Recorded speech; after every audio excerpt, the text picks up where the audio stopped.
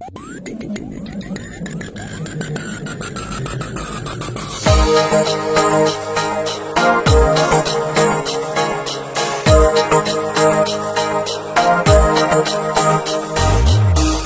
you love somebody, let them go. For if they return, they were always yours. And if they don't, they never will.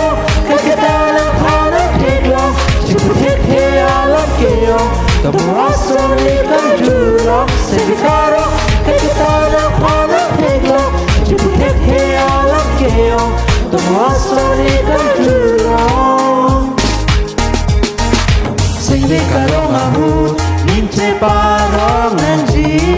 Sing ka ching sang ahu, nin che dong nanji. Ruwe ki jang ahu, sar ku do wait nanji. Rani ki so ahu, abesi do nanji.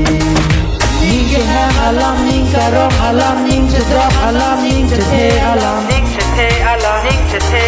Sampai pen menaikkan tingkat yang lem temiki dorap awitin lem. Sekarang kita nang panang teklong, cepet alam keong, temu asoni kajulong. Sekarang kita nang panang teklong, cepet alam keong, temu asoni kajulong.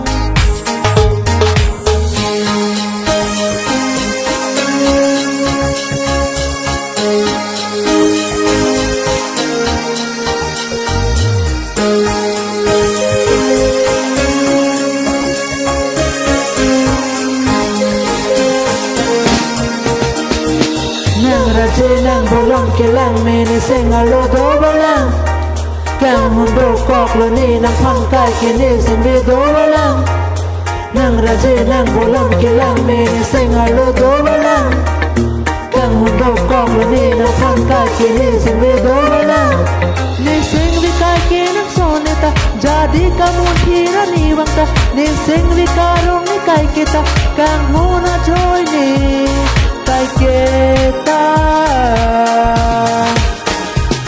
Sekarang kita nang panang teklong, cepet alam keong, temu asoni kajulong. Sekarang kita nang panang teklong, cepet alam keong, temu asoni kajulong. Funny with the money, oh you got me mistaken, honey. I don't wanna rape ya, I just want the paper, the visa, capisha. I'm out like the vapors. Who's the one you? Rolling, slowly vina, slowly rolling. First the beat of, hold me down. Yeah, mas malibi. Betul bangata di klar bangpili di sengwe karong. Apor petang picu kasong kang jani seng. Betul bangata di klar bangpili di sengwe karong. Apor petang picu kasong kang jani seng. Sengwe ki oi pen kareng no, pirthi along ke kaheng no. Jadi rilason alamo, kang hona pirthi lahen lo. Sekarang kita nang panang teklong, cepet alam keong, temu asoni kajulong. Sekarang kita nang panang teklong, cepet alam keong, temu asoni kajulong. Sekarang kita nang panang teklong, cepet alam keong, temu asoni kajulong. Sekarang kita nang panang teklong, cepet alam keong, temu asoni